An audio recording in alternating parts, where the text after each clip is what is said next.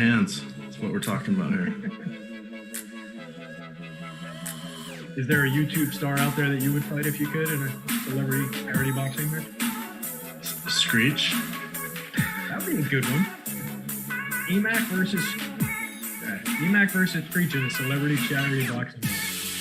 All right. Here we go. No pugilistic intentions tonight. No pugilistic plans. We've got basketball 5-game slate here. And tonight we are sponsored by Awesemo. Quick program note on air for Terry. I did do a run sheet. It's kind of thin, but you'll find it in the run sheet section, just so you know what we're doing tonight. But hey, here we are. We've got a 5-gamer. We've got a little bit of news coming in. And we're waiting on a little bit of news, nothing major, but a very condensed slate. We have 3 going off at 7 o'clock, 2 going off at 7:30, and that's it.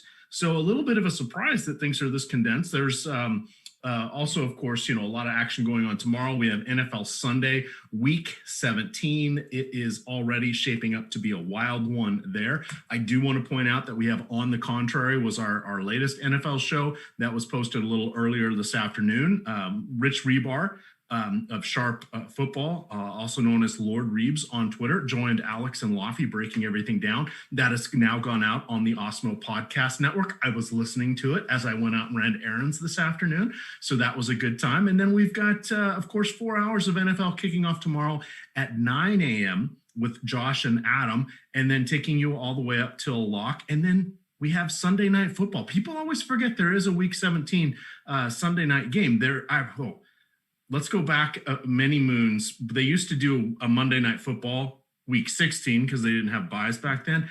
And I think 2 or 3 years in a row, it was the San Francisco 49ers that was on it. And I remember at least one, if not 2, was against the Rams. And then the Niners had clinched. That was when they were in their stretch of double-digit wins for 16 straight years or whatever it was. And they would play for 2 drives and then sit.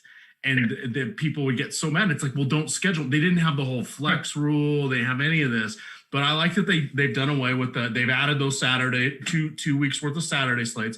They've given us no Monday Night Football. But Sunday Night Football with the Washington football team playing for a chance to get into the playoffs against Philadelphia. If Washington loses, we're also going to end up having the winner of the Giants-Dallas game making it. But no matter what, someone should make it. Yeah, someone should make it 7-9 to match the Seahawks for the lowest. They will make it. They should not. Well, there could be a tie technically. The Redskins. I live out here. I've heard it for so long. I can't stand the organization. But the Washington football team, if they lose and the other 2 teams somehow tie, I don't even know what happens at that point. Everybody's disqualified and we just go home. I mean, that's... There's a third bye because whoever should be facing them should get a bye. But in any event, all right, so there we go. We bought a little bit of time. We have plenty of action going on. I'm not even looking at chat, but let me get that loaded because I know you're all saying, get to the games. There's 5 of them tonight. We're going to break them down in great detail. We've got everything condensed, and we should have all the news, if not all the starting lineups, by the time we get to lock. Because, again, there's 3 at 7 o'clock and 2 at 7:30. So we're going to look at this. So tonight, there is no free content. Do you know why there's no free content? Because we have an amazing offer that is available to you. We have 2, actually. So for those of you that are a little tepid, want to get in on some Awesemo action here, here's how you can do it. We have 21 days available for you. All access the entire site, including Slack, the projections, everything but Fantasy Cruncher. People say, well, why don't I get Fantasy Cruncher? We're hosting them on our site. That's just a pass-through thing that goes to them. But we load it with our projections and ownership and all of that. But you get literally everything. So 21 days, that's 3 weeks of all Awesemo everything for just $20. So if you're not going to get in at any time, this is the time. Now, for those of you that are a little more prudent, a little more budget conscious, a little thrifty, we are offering only right now, because we do not do very many discounts, if any, on our full year annual product. But if you use the promo code HAPPY, you can get 1 full year all access Awesemo at 20% off. That's the best deal we've run. Occasionally we'll throw out the 10 or 15% off ones. This is the best one we've done. We all want to say goodbye to 2020, hello 2021. So you've got two different offers. So if you're planning ahead, jump on that full year. If you want to try us out, $20 for 21 days. Come on. I can't beat it. It sells itself at this point. Because all the sports are going to be back in that period. You're going to get a little swing golf season. You're going to get NBA. You're going to get NFL playoffs. You're going to get NHL because they are starting off on the 15th. You get everything. NASCAR's coming up in like February, right? Isn't the Daytona usually in February? I mean, that's usually right around the corner. Yeah, between the 15th and the 22nd. I haven't looked to see when it is. But wanted to point that out for all of you guys that are new. All right. Now, let's get into tonight's action here. We have an interesting slate.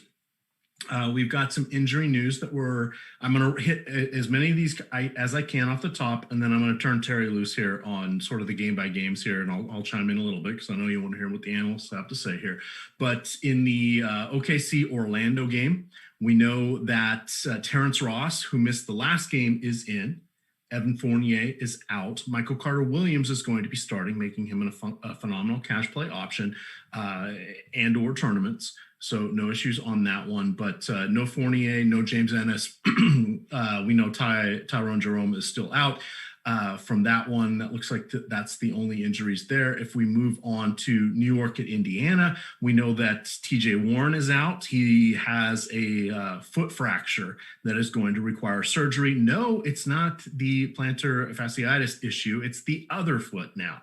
So poor guy has just been sort of snake bit. He's out. So I don't know that it opens up value per se, but what you will see is Aaron and Justin Holiday, brothers.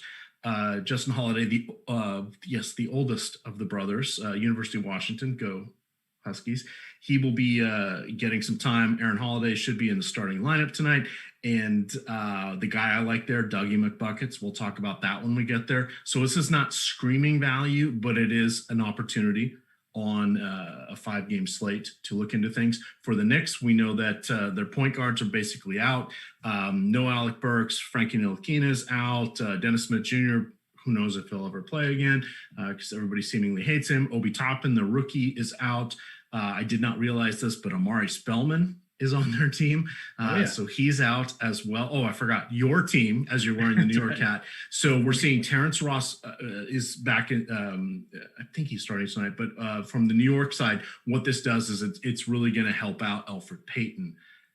Feels like an interesting spot there for him. We'll talk about that in detail. Mike Scott is out for Philadelphia. That's really the only injury in the Charlotte Philadelphia game. And then when we get to the later games, we've got, let's see here, nothing exciting in Toronto and New Orleans. Pascal Siakam is going to play, most likely start tonight.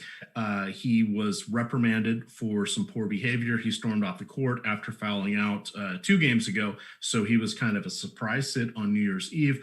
Brandon Ingram, good to go. People were a little nervous about that, but he, I believe it was a hard foul issue that was dealing with him. And then Cleveland, not really missing anybody crucial other than Kevin Love. However, on the other side, well, I guess technically Isaac Okoro is also out. He was started a couple games. But on the Atlanta side, they're going to be missing Rajon Rondo again. Danilo Gallinari, poor guy, just can't stay healthy. So we've got a lot of opportunity here. That's kind of the late night hammer. Highest projected total by between 15 and 17 points, depending on what other game you're looking at. So we're going to have a lot to look at here. Terry, we have 3 games at 7 o'clock. Which one would you like to talk about first? I'm turning this over to you, my friend. I mean, we could jump into the Knicks and Indy real quick if you want to do that. There's kind of it's fairly straightforward, I think, what situations we're looking at in that game. You touched on Alec Burks is going to be out for the Knicks, which creates both opportunity for Elf Payton, all the other point guards being out. Alec Burks was getting a little bit of ball handling duties, a little bit of the backup point guard run. Elf is going to see, the lion's share of the usage, the minutes at point guard. He's the starting point, but that's just going to kind of keep him on the floor a little bit more, I think. Beyond that, Julius Randle is going to be forced to handle the ball and have the offense flow through him again. He's the focal point of the Knicks offense right now. He's expensive. He's priced up a little bit, particularly on DK, where he's 9,100. But I think just the expectation of him having so much volume, so much usage is going to put him back in play for me. We saw him kind of miss last game, but the game before he was a big hit with a triple-double that included 9 turnovers. So that score actually could have gone even higher. And the last time arounds, we saw, just pulling up his previous game score here. Last time around, 37 minutes, he only scored 16 points, pulled down 10 boards, had 5 assists, which is something key that I want to touch on. He was 5 of 12 from the field and 0 for 4 from 3. So he's been shooting some threes this year. But to the point on the 5 assists, he's been a very willing passer this year. And that's something that Tibbs has asked him to focus on in the absence of some of these point guards. So if some of those assist numbers pick up like we saw him do the other day, I could see him taking over value. I'm getting to a good amount of him on FanDuel. I probably would be getting to him a lot less on DraftKings, where he's got a lower boom score. He appears in our optimal lineup in the simulation a lot less. But on FanDuel, he looks like a very strong play still at 8,000. Another play in the Knicks side of things, I think RJ Barrett, somebody mentioned it, whoever covered the deep dive, I think it was Greg today, mentioned the big issue with RJ Barrett is he simply can't shoot. The kid likes to drive to the basket, but has not been doing well finishing at the rim, both in college and in the NBA. But he's a little bit fearless, at least driving the lane. But what he struggles with is when he jacks up threes and when he takes mid-range jumpers, he just doesn't make them. I think he's 0 for his last 21 three-point attempts, which is just unacceptable and ugly. I'm saying that as both a Knicks fan and a DFS analyst. So if those start to fall, he could put up a nice game. The salary is not bad, 5,900 at small forward, which is kind of a thin position over on FanDuel. But he's getting some attention in the ownership field at 6,500 over on DK.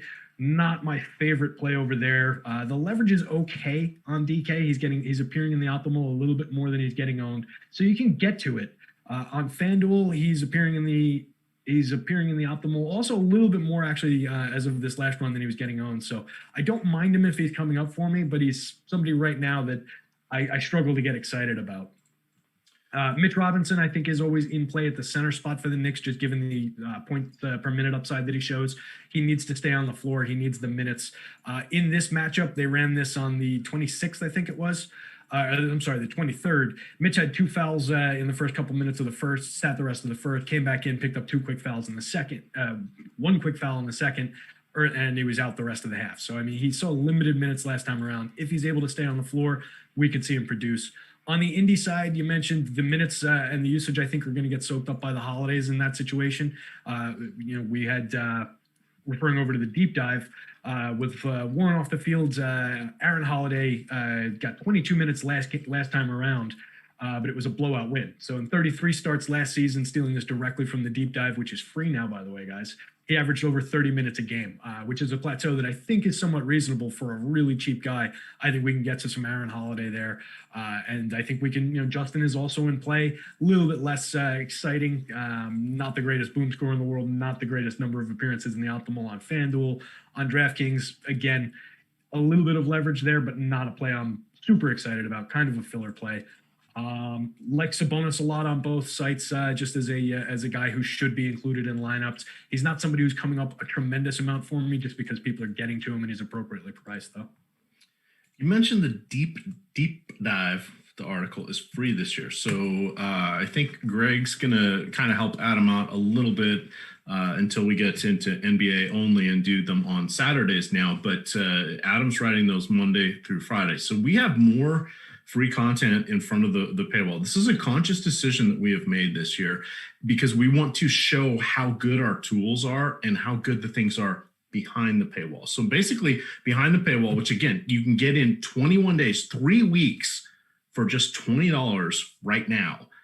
That promo's going to go away. But in front of the paywall, we have the cash game or DFS building blocks, which comes up by me, usually around 11:30 or so. And we have most of our news that you'll get the initial run of projections, ownership, et cetera, in that article. I'm talking about a little strategy, a little leverage, little things that I see. Terry, later in the afternoon, has been writing some leverage and ownership play content, little strategy. Greg is also doing a lot of stuff on the weekdays, looking at that as well in his own article, highlighting a couple plays from his angle. He plays a ton on FanDuel, as does Terry. This is a great way where you guys can get these other sides, the blue side, as Terry likes to call it, get some perspectives there. And Nathan Joyce is writing, so I believe it's Nathan Joyce writing some other articles and doing the cheat sheets for us. And we've got a couple others out there.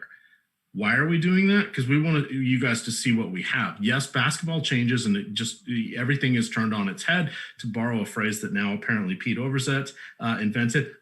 I say that jokingly. I think he's one of the funniest guys, and some of the bits and characters he does are amazing. So this is an homage to Pete, who has been on the contrary a few times. Again, you can see that show that's in the can. It was Rich Rebar, Laffy, and Alex breaking down week 17 earlier today, but that's out on the Awesemo podcast networks. But what we're showing is here's how to analyze things.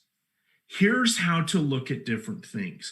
Those are kind of a snapshot in time. And people say, oh, well, I don't want to read it because that's just going to change. Yeah, a lot of it changes. But what we're doing is we're teaching you how to look at a specific set of information, make the appropriate adjustments, tweaks, etc. Yes, it may change before we go live, but you get that. One of the best things that you get behind the paywall, and again, you get this with the 21 days for $20 promo, is you get Alex Baker, Awesemo himself, running 4 or 5 days a week, a private YouTube show where he's breaking down what he's looking at that point in time. Again, we're here to teach you how to look at this stuff, how to adjust to it, because when that stuff breaks, you need to have this baseline that you can go to and say, I know this happened. I know this happened a few games ago. Here's how we handled it. This same guy's out, or this is whatever it is. You know how to react to it. Basketball gets tougher and tougher every day. Projections are so good. Ownership is pretty good. We still have the best, but it's pretty good out there. But this is the next level. You got to figure out what you're going to do. And now we're tasked with some wild craziness here in NBA post 2020 in the middle of a global pandemic. Okay, let's talk chaos theory here, Terry. But speaking of chaos theory, coming back to the games at hand here. So for me, Domantas Sabonis is my favorite play of the night. He is in this game. I like him. He's going to be in my cash game lineup here. The only thing that concerns me is if somehow this game gets out of hand, I could see his last rotation in the fourth quarter being shut down. He has played at least 37, or he's averaging 37 minutes per game. One game, I forget what it was. He played like 34. 3 of them, he played 37 exactly, and I think he played 40 in the other one. So he's averaging 37. That's the only nerve-wracking thing for me. He leads the team in rebounds, points, shot attempts, assists, name a category, and he leads the team in that. He is clearly the face of the franchise. He and Miles Turner have figured out to play with each other. Well, that was a poor turn of phrase. Not as bad as some of the other ones I've done, but they have figured out how to coexist on a basketball court together. Yeah. So that is a nice one there. So I really, really like him. The other guy I like from this is going to be Doug McDermott. So as we sort of turn our attention to the Pacers side, Dougie McBuckets, I mentioned this earlier today. He's not a sexy recommendation, but with TJ Warren out due to his injury, you've got Dougie McBuckets, you've got the Holiday brothers, and you got TJ McConnell. I like all 4 of those guys more than Dante Exum. Okay, we'll talk about Exum when we get to him, but I like those guys more, and we'll explain why when we get there. But the key thing about McDermott is he really didn't play in as much in the fourth quarter, and he and Warren only played 25 minutes together. So the point being is he is probably the most likely guy to go in and replace Warren for some of those minutes as the rotation starts to go through the game. So while he's, he probably won't be starting in a lot of these games, he is the guy off the bench that is really the only shooter they have left. He can still at least contribute some rebounds, and he's really, really cheap tonight. $4,900 on DK, $4,000 on FanDuel, $10 on Yahoo. So he is someone that I'm very, very interested in. Again, I'm hoping he comes off the bench, but the trick here is he should see fourth quarter minutes. And that's the best part, because I think thus far he's played like 2 or 3 games in the fourth quarter. I was looking at the rotations earlier. I can't remember now off the top of my head, but that's where he has an open upside. And or if they want to rest some of their guys like the perennially injured Malcolm Brogdon, Victor Oladipo, give Sabonis a break, as we mentioned. who's their next score? Because it's not the Holiday brothers. I can guarantee you that. It's Dougie McBucket. So that's where I'm kind of landing on with that. What do you like here from the Pacers side? Anything you want to point out to our viewers? And don't worry, there is one game that we're barely going to talk about, so we'll catch right back up on this chat. And I did screenshot the super chats. We do have two super chats I want to talk about, but I got those saved. I don't dislike the McBucket's call there. A little bit concerned on the things like the appearances in the optimal lineup. He's around 8.5% on the last run that I have from FanDuel, and just like 4% on DK. But from a guy like that, you don't need him to be, going in that he's kind of a tournament dart throw, a tournament upside play. So you're kind of accepting that as you go. And I like the leverage score on him on both sites. Nope, I'm wrong on FanDuel. I like the leverage score for him on DraftKings, where I said he had the lower probability of being in the optimal. You're getting him at an appropriate amount of ownership for a play like that. 4,900, not the cheapest price in the world for that kind of a player, but if we see him I think he's going to get 25 minutes. That's what Alex has him projected for. If we see him push toward 30 with some, fourth quarter run, like you said, I think he's definitely in play. The Holidays we kind of touched on. They are what they are. I think they're good for mix-in type plays. I think they're both going to score some points, not go crazy. I don't think we're getting ceiling production out of them, but they're fine for value plays on both sites. Drawing some ownership, but not to any kind of concerning level as of the last run. McConnell, another guy, kind of a mix and match guy for value, not really coming up for me very much. I think we're just going to see a handful of minutes for him. So I really think, the focus of this team is on Sabonis. He's the big time producer for them. You could see something out of Brogdon, I guess. He's a 1.07 fantasy point per minute producer. He's going to get the minutes. He's not too expensive. Popping up in the FanDuel optimal lineup and simulation 17% of the time, 14% over on DK. What happens with him, though, is he's getting a little bit too much ownership. We're getting a negative leverage score on him. So might be a spot where he's playable. Maybe we're around the field. Maybe we're a bit under the field on a guy like Brogdon.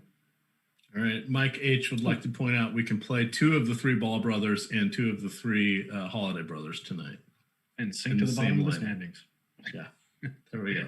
Somebody in chat before we got into that one asked about Emmanuel quickly from the Knicks. He is healthy and available tonight. But I expect him to see about 16 minutes in the backup role. Bare minimum price. He's a shooter. He's a kid who was over 40% from 3 in college. The Knicks are expecting that from him, and he earned some ball handling duties in the preseason. I just don't know that we're going to see a safe enough run that I really want to recommend him. But as a tournament mix in, as a little bit of a dart throw in, 5 lineups out of 150, 3 lineups out of 150, I wouldn't begrudge the play. I don't think it's terrible. Reggie Bullock also probably in play over there. Just a guy who's getting an immense amount of volume and letting him rip in the shooting game. He saw 38 minutes last time out. He only scored 6 real life points on 0 for 9 shooting from 3. So he's the guy who's just chucking. If they start going down, he could put up a score for the money as well. I see. So Justin Fortin's asking a good question. Are Oladipo and McDermott negative correlation plays? Not as much. Their time in the rotation doesn't generally overlap an absurd amount. And what we've seen is there's a lot of uncertainty with how the rotations are going to play out. I know we've got Eric Lindquist that already did one article talking about 20 plus point blowouts. There's a lot of uncertainty this season, and it doesn't necessarily mean it's going to be the bad team or the underdog that's going to be suffering on these blowouts or games. Last night, Phoenix completed the second half of what I call the elevation back-to-back. They won in Utah, and then last night they won in Denver. Hi, that's the Phoenix Suns, also with the best record in the NBA. So, we saw Milwaukee crush and just pull out the heart of Miami and show it to them while it was still beating. And then the Knicks bitch slapped Milwaukee. So we don't know what's going to happen. The biggest fear we have is people are going to get pulled early, but we don't know which side that's going to be, which is the wild thing. The reminiscent part here of 2020. Is there anything else? It's been crazy with that. Just to your point, to further your point there, Adam was talking about on I think it was the strategy show this morning, how he's even started to create some groups and try and force guys from specific games kind of together as a stack, which was something he hadn't previously done. Something we were all kind of we're thinking was a negative play. with the way that we're seeing games go this year, it's starting to maybe make some sense. So it's not something I've dabbled in yet, but it sounds like he's taking a look at it. So I'm really curious to see what his results are. I think on this slate tonight, it's probably the Philly game that has the biggest chance of blowing out and where we might run that risk the most, but we'll get to that. All right. And yes, just I wanted to look it up. 20 points the Knicks beat Milwaukee by. And that was an island game for Milwaukee. It's just not something we would expect to see. But the more 3-point shots as teams lean towards that, that's going to provide greater variance because if all of a sudden you're hitting 48, 50%, you could wipe out somebody. If you're only hitting 22, 23%, you're going to be the one that is now at the disadvantage. So it's creating some, I don't know that it's noise. It's just creating more variance. And in that game specifically, the Knicks kind of surprised the Bucks because they actually decided to get out and defend 3-pointers, which had been philosophically something that the Knicks were not doing in previous years. So glad to see that Tibbs has the guys playing a little bit of defense. So I think that was a big surprise to your point there. All right, here's our catch-up spot. Charlotte Hornets, Philadelphia 76ers. I don't really feel great about anybody on either side. Bismack Biyombo still relatively cheap on Yahoo. I think you can play him there. He's going to need to play a lot of minutes going against Joel Embiid. What happens when you play a lot of minutes going against Joel Embiid? Well, you pick up fouls. So there's the wild card there. And do they need to sit him out and rest it or not rest it? Just keep him from fouling out? Who knows? But I don't really like anybody on either side here. Everybody's kind of appropriately priced. If you guys read the deep dive article, and I'll drop that link in Slack as I turn it over to Terry here, Greg really has a strong conviction for tonight is a good night to play ball.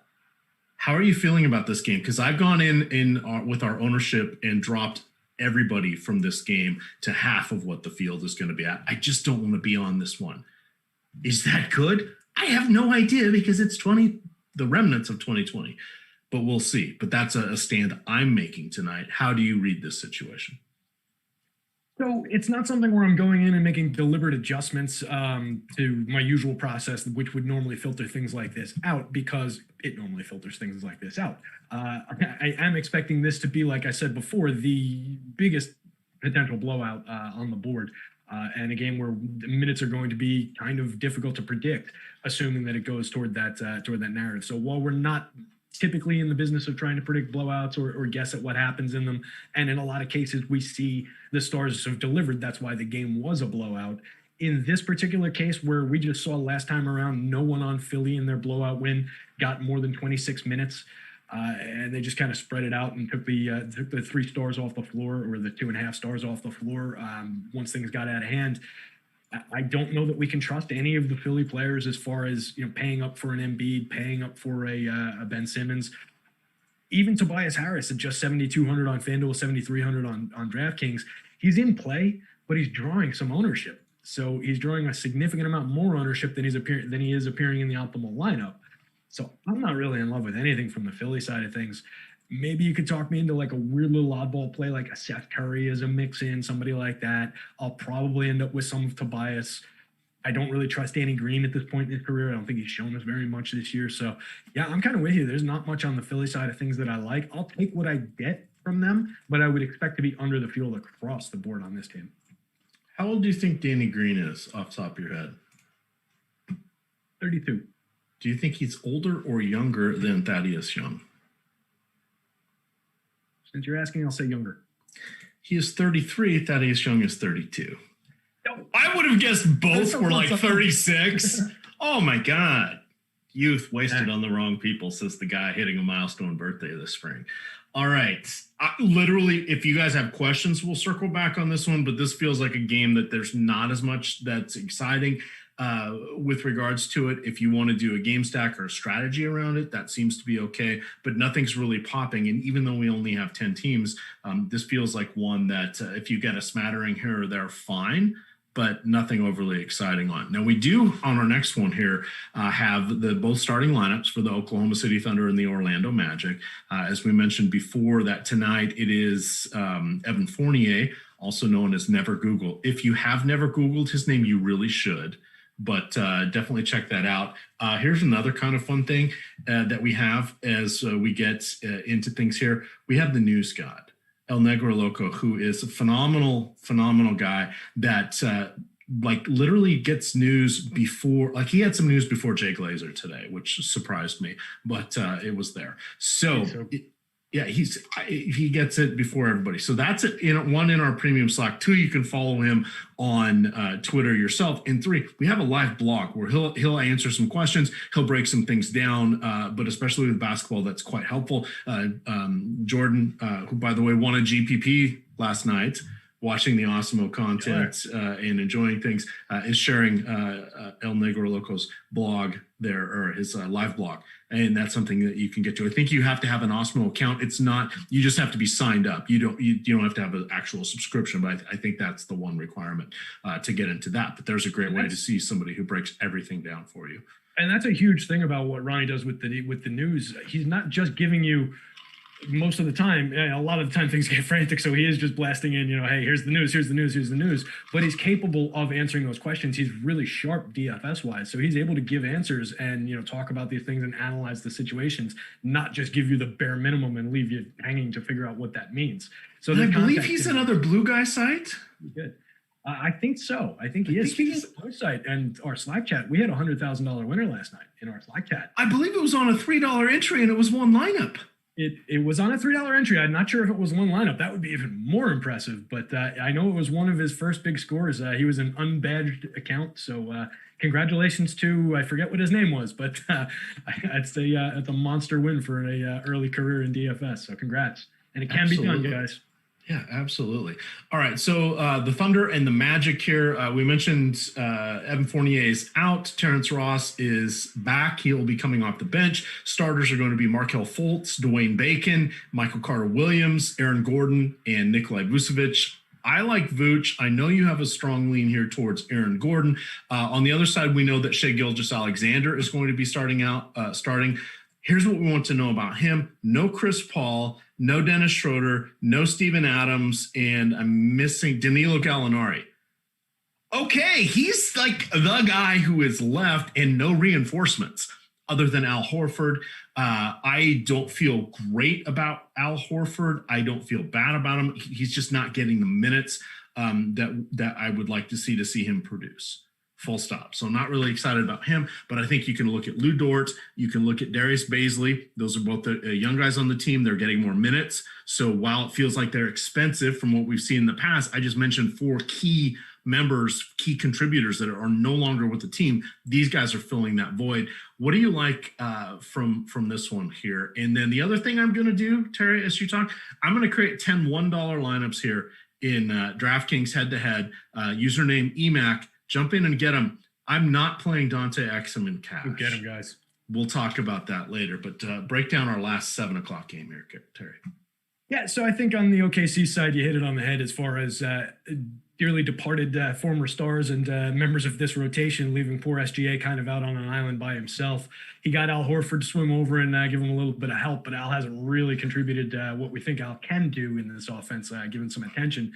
0.96 FanDuel points per minute so far this year, 0.92 DraftKings points per minute. I think I'm looking at the right line. Nope, sorry, 1.0 DraftKings points per minute. So not great production from Al, but I think there is upside there, given that he's going to be one of the primary players on this team. It's been beaten to the ground at this point so far this year. But, we did see him last year struggle a little bit, but he was sharing the floor with guys who soak up a lot of usage and guys who were the focal points in that offense. He was more a role player in Philly last year. So while he's in OKC, hopefully for a short time before he gets over to a contender, he's going to be more of a focal point and should produce a little bit better. So I like Al. I can get to him. I'm getting a little bit of him in FanDuel, getting a little bit of him. I would be getting a little bit of him on DK. The boom score on DK isn't ridiculous, but he's appearing in 12% of the optimal lineups and he's going under owned. So I can get to him over there at 6,100, where you can play him at the forward spots. You can play him as one of multiple centers. You can do a lot of things with Al over there. At the singular center spot on FanDuel, I am getting to him. He's a little trickier. He does have a higher boom score given his $5,400 salary over there. So he works into a lot of lineups just based on that. 27% boom score, not bad. Appearing in around 9% of the optimal lineups and a little bit under-owned. So I was getting to a lot more of him earlier in the day, but he's come down for me a little bit over there. I think SGA, who we mentioned, definitely in play on both sites. You're getting a little bit of leverage still on him on DraftKings. I like the price for him on both sites. He's going to be the focal point. He's going to see the usage and all the minutes he can handle really in this offense. Last time around, he got 28 minutes in what was a blowout 113 to 80 loss. So we put up just an 8-4, 4-2 line. He was 3 of 10 shooting, 2 of 6 from 3. So we know there's a lot more production than that in this kid. So I like him as a play on both sides. I can work him into some of my lineups. I expect that he's getting into a fair amount of them still. Shooting guard eligible on FanDuel. Yeah, he's in 30% of my most recent crunch on FanDuel. So that won't be 30% of the lineups that get entered, but he's coming up quite a bit for me. Just looking around, the Dorts and the Baisleys of the world kind of mix in options for me. I think Diallo at 3,900 on both sites has some bent appeal as like a limited, mix in cheapo dart throw. And that's about it really on the OKC side of things. George Hill is there, but the price is, I think, too high for George Hill and what he is now and the minutes that he's going to get. So I think that's pretty much the long and short of the OKC side. And then on Orlando, you mentioned I was on Aaron Gordon stronger when I wrote the column earlier, just based on how he was looking in our boom bust tool in terms of the optimal lineup and the boom percentage and his leverage score. But those have all kind of balanced out. And actually now he's getting negative leverage over on DK, still coming up in 12% of the optimal. So he's in play, only 8% of the optimal on FanDuel, getting around level ownership with that. So he's a guy I'll get to, but I'm not quite as excited about the $5,600 price tag on DK as I was earlier in the day. And he was a challenge on FanDuel at 6,400 even at that point. So I'm not sure how much Gordon I'll end up with. Player that you mentioned that I really like in the offense, though, is Vooch. I think he's a killer every time. We were talking about him before we came on the show. He is drawing positive leverage score on both sites, appearing in a good share of the optimal lineup. So you guys can access the boom bust tool for the ones I'm not giving away for free on to check those out for yourselves. But we saw him just last game, only 23 minutes in that blowout performance, the loss to Philly. But he still put up in 23 minutes, 19, 10, and 3 on 8 of 15 shooting, 3 of 6 from 3. Extrapolate that out to a full setter run, which he should get tonight. I have no issues getting to Vooch, and I think I'll be over the field on him. I want to say, oh my God, we have 3,000 concurrent viewers right now, Terry. Is that an oh my God anymore? I feel like we've been just hitting that. For Saturdays, that is. Where are all your friends, people? Tell your friends. Don't they want to make money at the event? Hit that like button. Hit that subscribe button. We love it, guys. We talk about this behind the scenes. We really, really do appreciate all the views and the subscriptions and everything. It's killer. It keeps us going. Absolutely. This is it's phenomenal. I remember when I did first weekend shows for back when I worked at Roto Grinders with Warren Kasoy. You guys may know him as Bills Fan 777, quite a good NHL, NBA, and EuroLeague player, among many other things. He had just finished high school. He and I were the first weekend hosts. We got so excited about the fourth week of doing it. We ended up with 50 live viewers at once. Nice. We're looking at 3,000 plus. Oh my goodness. This is phenomenal. Absolutely phenomenal. So I do want to call out the super chats here, and then we'll get to the late games. Got 21 minutes left. Not fair. We're going to get on all this 21 that feels.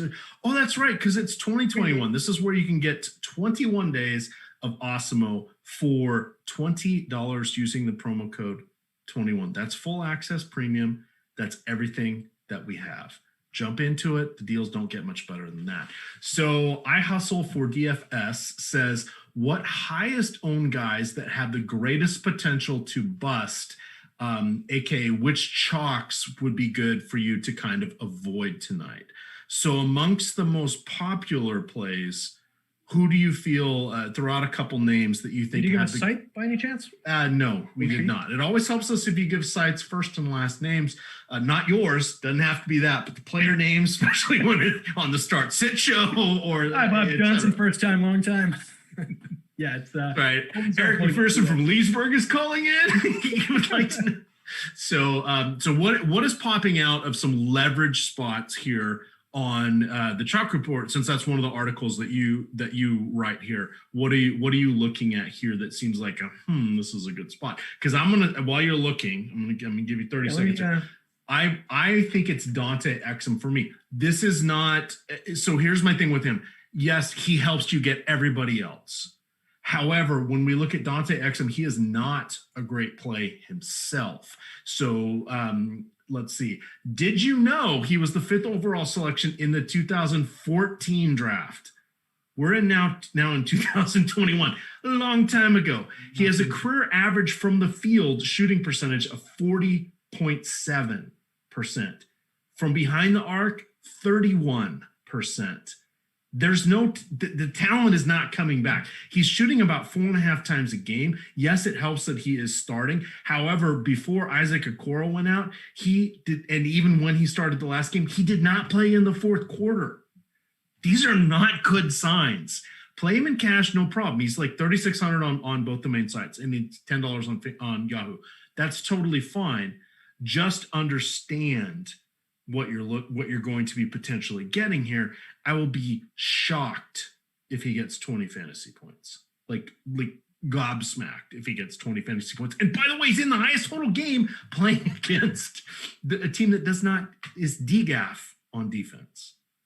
All right, what do you got on the boom bust tool that we can help out with the super chat? So I can get into that call on Exum with you as well. Just assuming DraftKings here, and some of this applies across sites. I'll try and talk across sites, but looking at DraftKings for Exum, you're talking about a guy with a 13.7% boom score against a 34.8% bust probability. He's appearing in 13.3% of the optimal lineups, but he's getting way overowned. So too many people are going there. It is, to your point, a good money, point per dollar type of price, but I agree with you. I think there are too many people going to a wildly unreliable play that I'm happy to get off of that one. Another one that kind of stands out for me from atop the board, basically, the only guy getting owned higher than this guy is Michael Carter-Williams, who looks like a good play at significant ownership. But the guy immediately below him, Clint Capella from the Hawks, only 5,200 on DK.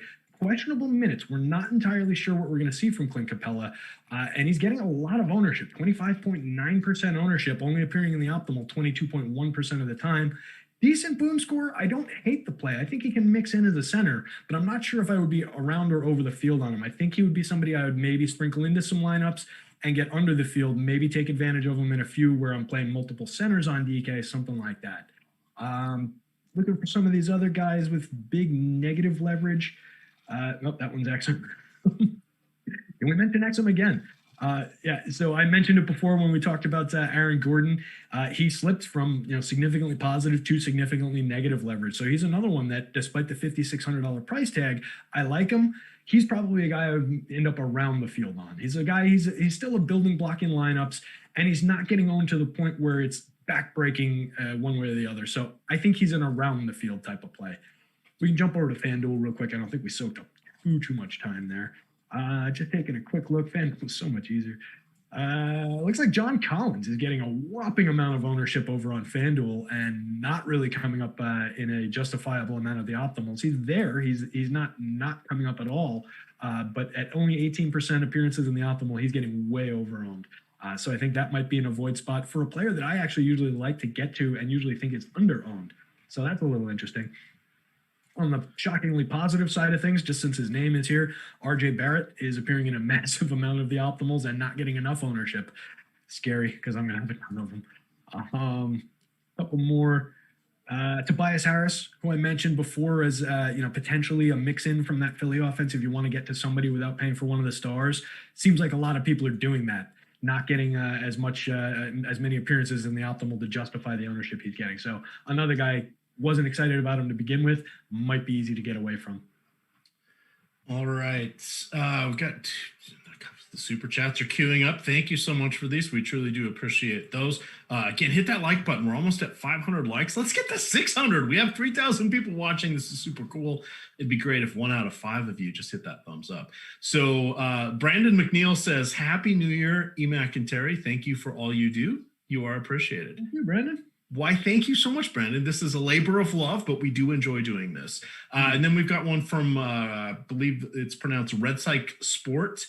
He says, and this will take us into the Atlanta game. We don't have the starting lineups yet for that other 7:30 game, but we probably will by the time we're done talking about this. So Atlanta is on the second game of a back-to-back with the highest total. What are your thoughts? My initial one, they're playing fast. They're not really playing defense. They're hitting their true shooting percentage is we're through 5 games, but the true shooting percentage on some of these teams is crazy. But the teams that aren't shooting well are the ones that also have the better defensive metrics, both for and against. So it's kind of, we're still in the small sample size thing. I'm fine with this. I'm good with Clint Capella. I think that's where the questions start. I am a little tepid on Trae Young. Trae Young has not been playing the monster minutes through 5 games that we saw last year. He's about 3 minutes or so short of where he was as we were sort of wrapping up the last time we saw him. That only just serves to cap a little bit of upside on a back-to-back. Why are they going to run him into the ground? Yada, yada, yada. But then we're on is he James Harden light? He kind of plays from 3-point line to 3-point line. Not a lot of defense. You shoot a lot of threes, etc. I don't know what we want to do here, but what do you like here? I have no concerns with Atlanta on the back-to-back, and nor with Clint Capella. I'm hoping for somewhere between 25 and 30 minutes. I think he hit 30 minutes last night for the most that he has this season, but they've been gearing him up for this. No Danilo Gallinari, no Rajon Rondo, etc.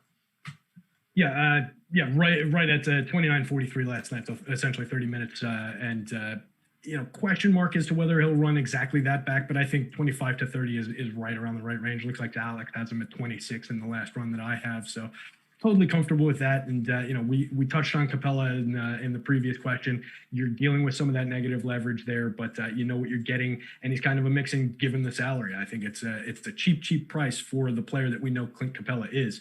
If he for some reason cracked that 30-minute mark on the back-to-back, he'd be a very good play.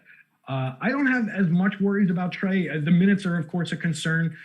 Just taking a look at the season long so far, you're right. He's 31.7 minute average, averaging still 30.6 real life points per game, and 35.5% shooting from 3. So he's still the guy, and I don't really have too much of an issue. 1.44 FanDuel points per minute this year, 1.53 DraftKings. So I think he's there. I think the production's there. I'd love to see the minutes extend a little bit.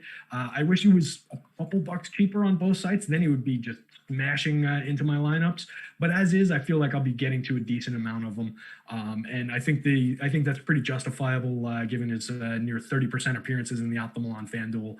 Less so on DraftKings, where he's at 10-2 and appearing in just 11% of the optimal with a negative leverage score. So a little bit more out of play on DK, but where he's 9,700 on FanDuel, I can still get to him. Guy I've been a little let down by in this offense so far has been Bogdan. He's a guy, both Bogdanoviches just kind of pop up for me in various lineups as semi-value plays when they're not overly expensive, but he hasn't really gotten it done so far in Atlanta, only 0.86 FanDuel points per minute. So if he's getting a little bit of extended run tonight just because of the back-to-back, maybe he sees more minutes late. We could see a little bit of production out of him, but not somebody I'm really excited about. DeAndre Hunter is another guy who gets minutes but doesn't do a ton with them, 0.84 FanDuel points per minute. So, again, not an exciting play for me. So, I really think we're talking about Capella, we're talking about Trae Young, and then we mentioned John Collins before, just with massive negative leverage and not really a big opportunity here. So, I'm not really psyched about most of those plays, but I think there are going to be points scored by this team. It's just a total dart throw as to where they're coming from.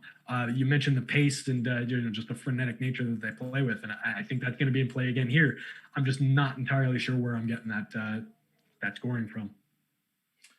All right, I want to circle back for just a hot minute here on Charlotte. We are getting most of them at like single, and when I say single digit, I mean some of them, like Terry Rozier is coming in at 0.6. Yes, that is 0.6% ownership. If you wanted an extreme leverage spot, play 2 or 3 of those guys. That's it. Just their key players. Put them in one.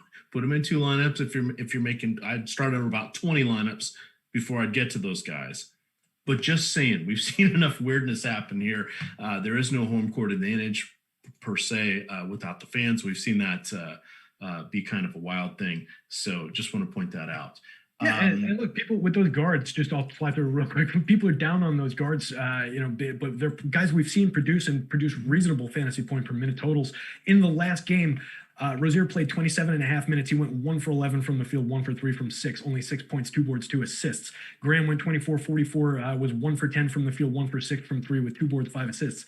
Those are ouch kind of numbers from those guys, but that's not the production we expect from those guys. So if people are getting off of them just box score hunting, I think that makes a lot of sense to get into those guys as, some tournament upside plays. All right. I mentioned I'm not playing Dante Exum in cash. I will match field with him on DK right now. It's the only side I'm playing. We do have him at 28%. Looking at the Cleveland side here, I kind of went off my little diatribe about why I don't like Dante Exum. I love Andre Drummond. We have no Kevin Love. So Andre Drummond somehow, in a rare occurrence, did not beat the hell out of Miles Turner from a fantasy perspective. Typically he dominates this. In his last 8 meetings, this was the last game was the first time he had less than 40 fantasy points. And it was the second time he had less than 55 fantasy points. Oh, ponder that one for a moment, gamers, but that's a tough one. He got into foul trouble. Hell, he's going to be arrested. So I think we can look at him. We have enough value here. We can get to him. It's not an issue with the New York backcourt, with the Indiana guys, with if you want to play Dante Exum. I'm not saying don't play him. I'm just saying that's where I'm making a stand. You have Colin Sexton, who's very good. Again, we have the highest point total game. The knock on Colin is the fact that he is more of a scorer than anything else. Hey, he's 10th in the league in scoring right now. That's awesome. He's like this generation's DeMar DeRozan. He does not take threes. He's averaging, I don't know, like 3 for his career. He also averages about 3 3-point attempts per game for his career. Also averages about 3 assists, 3 steals per game. 3 assists and 3 rebounds per game.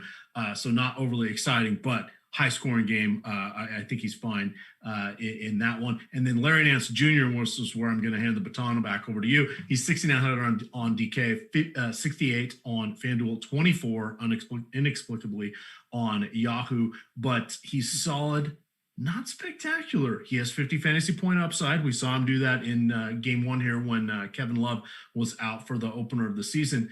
Once this season, he has taken more than single-digit shot attempts. I think it was 11, Terry. But throughout his entire career, he contributes across the board in the Hustle Helper stats. This gives him a good floor.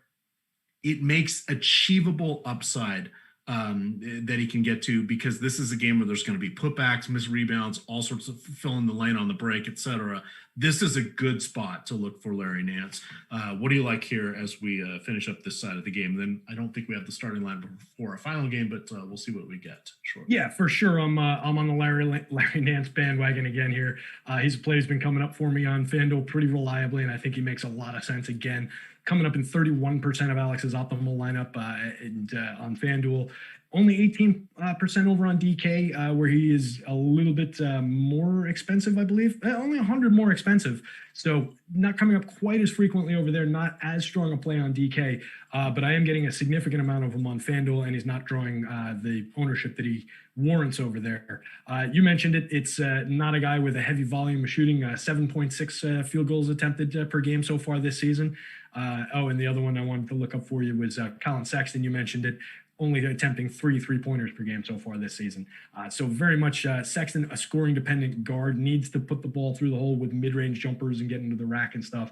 Last time out, he was played 36 minutes, scored 28 points on 12 of 19 from the field, 2 of 2 from 3.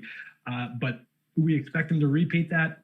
It's tough to rely on, but I think he's definitely still in play for me on both sites. He's a guy that I'm getting to a little bit.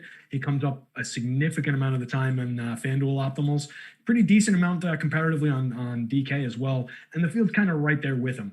So he's a play that I might be around the field on tonight. He wouldn't be too difficult to leverage up on the field if you wanted to, but I'm not sure he's the guy to do it with. I do really like the Drummond call on DraftKings, where he's 9,200. A lot tougher to get to on FanDuel at 10K. I think he's worth it still. I think he's somebody I definitely want to try and cram into some lineups with the singular center spot and everything over there. But on DraftKings, he's coming up one of the Slate leaders in appearances in the optimal lineup, and not drawing the ownership that he should. Pretty close to a Slate leading leverage score on him as well. So really like the Drummond play over there. All right. Anything else from this game? We got 6 minutes left. Shall we hit the other one? We just got the, I think it was the one starting lineup here. Pelly's starting lineup.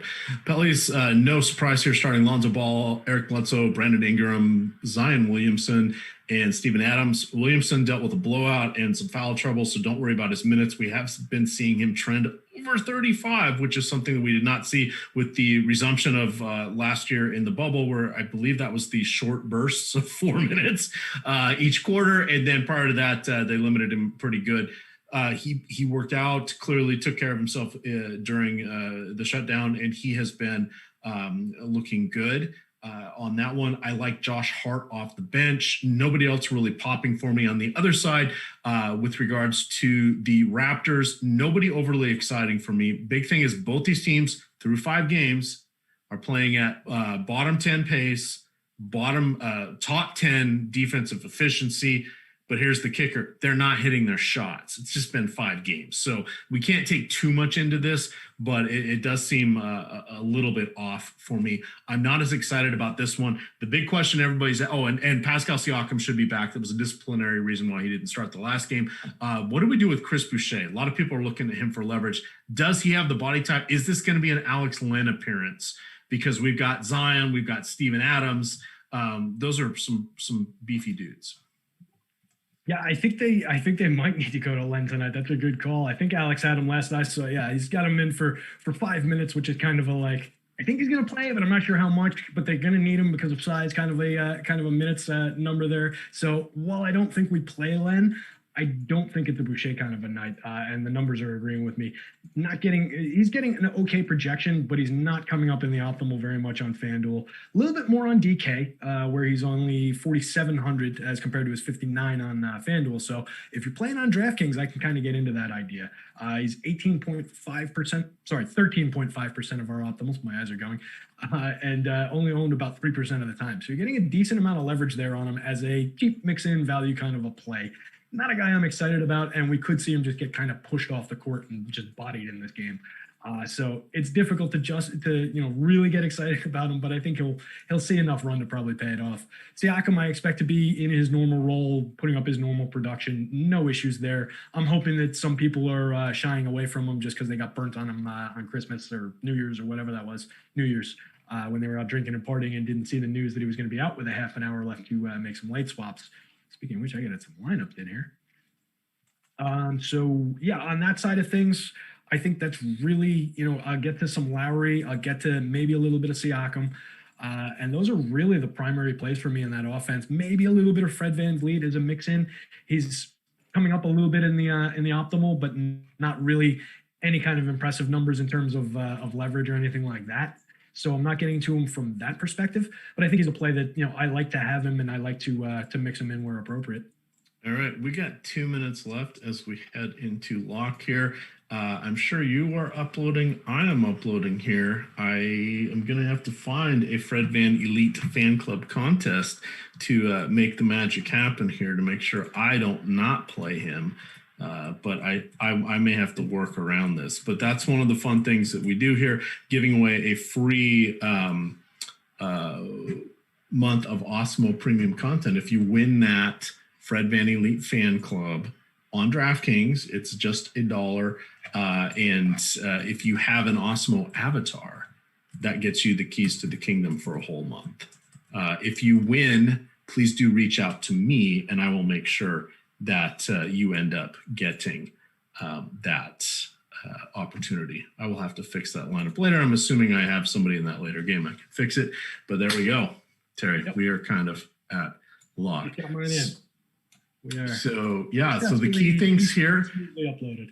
Yeah, 2,500 people. So come on, let's get us up to 600 likes. Hit that like on the way out. We're starting off tomorrow morning at 9 a.m. with Adam and Josh Engelman, and then the usual cast and characters are taking you up for 4 straight hours, heading into an incredibly chaotic week 17.